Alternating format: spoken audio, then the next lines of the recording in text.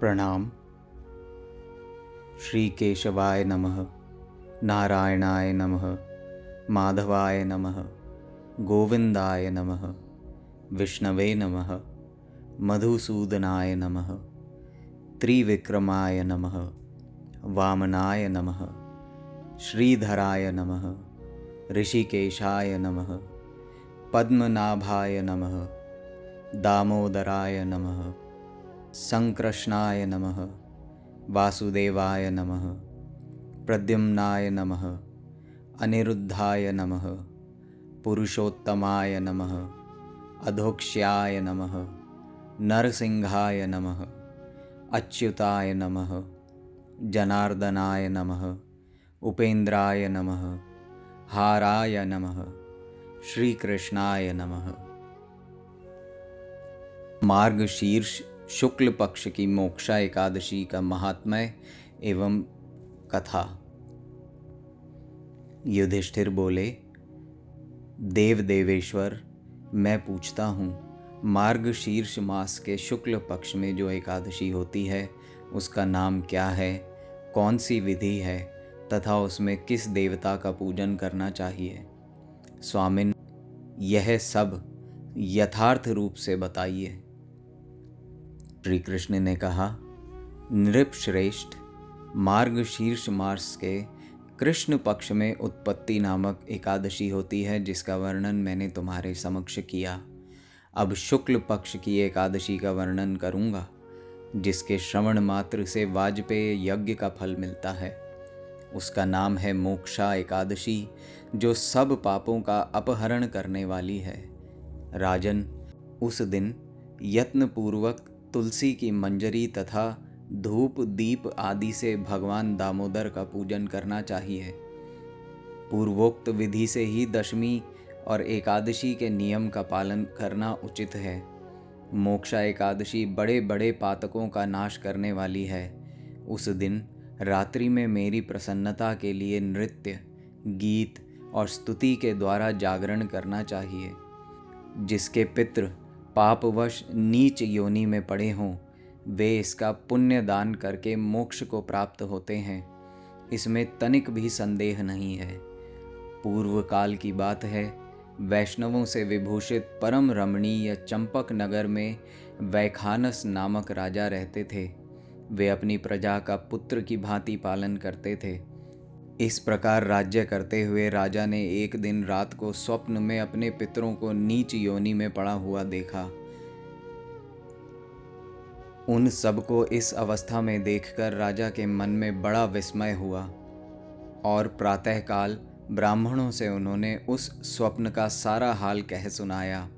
राजा बोले, ब्राह्मणों, मैंने अपने पितरों को नरक में गिरा हुआ देखा है। वे बारंबार रोते हुए मुझसे यूँ कह रहे थे, तुम हमारे तनुज हो, इसीलिए इस नरक समुद्र से हम लोगों का उद्धार करो। द्विजवरों, इस रूप में मुझे पितरों के दर्शन हुए हैं, इससे मुझे चैन नहीं मिलता। क्या करूं, कहाँ जाऊं? मेरा हृदय रूंधा जा रहा है। द्विजोत्तमों, वह व्रत, वह तप और वह योग जिससे मेरे पूर्वज तत्काल नरक से छुटकारा पा जाएं, बताने की कृपा करें। मुझ बलवान एवं साहसी पुत्र के जीते जी मेरे माता पिता घोर नरक में पड़े हुए हैं, अतः ऐसे पुत्र से क्या लाभ है? ब्राह्मण बोले, राजन, यहाँ से निकट ही पर्वत मुनि महान आश्रम है। वे भूत और भविष्य के भी ज्ञाता हैं। नृपश्रेष्ठ, आप उन्हीं के पास चले जाइए। ब्राह्मणों की बात सुनकर महाराज वैखानस शीघ्र ही पर्वत मुनि के आश्रम पर गए और वहां उन मुनि श्रेष्ठ को देखकर उन्होंने दंडवत प्रणाम करके मुनि के चरणों का स्पर्श किया। मुनि ने भी राजा से राज्य के 7 अंगों की कुशल पूछी।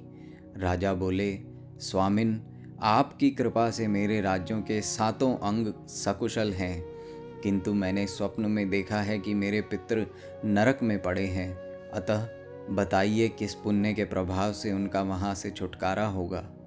राजा की यह बात सुनकर मुनिश्रेष्ठ पर्वत एक मुहूर्त तक ध्यानस्थ रहे। इसके बाद वे राजा से बोले, महाराज, मार्गशीर्ष मास के शुक्ल पक्ष में जो मोक्षा नाम की एकादशी होती है, तुम सब लोग उसका व्रत करो और उसका पुण्य पितरों को दे डालो। उस पुण्य के प्रभाव से उनका नरक से उद्धार हो जाएगा। भगवान श्री कृष्ण कहते हैं, युधिष्ठिर, मुनि की यह बात सुनकर राजा पुनः अपने घर लौट आए।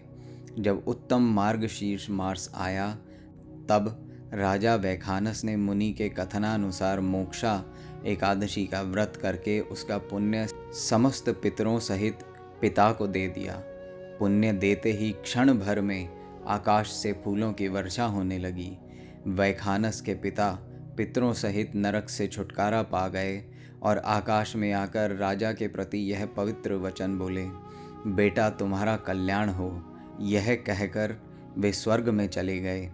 राजन, जो इस प्रकार कल्याणमयी मोक्षा एकादशी का व्रत करता है, उसके पाप नष्ट हो जाते हैं और मरने के बाद वह मोक्ष प्राप्त कर लेता है।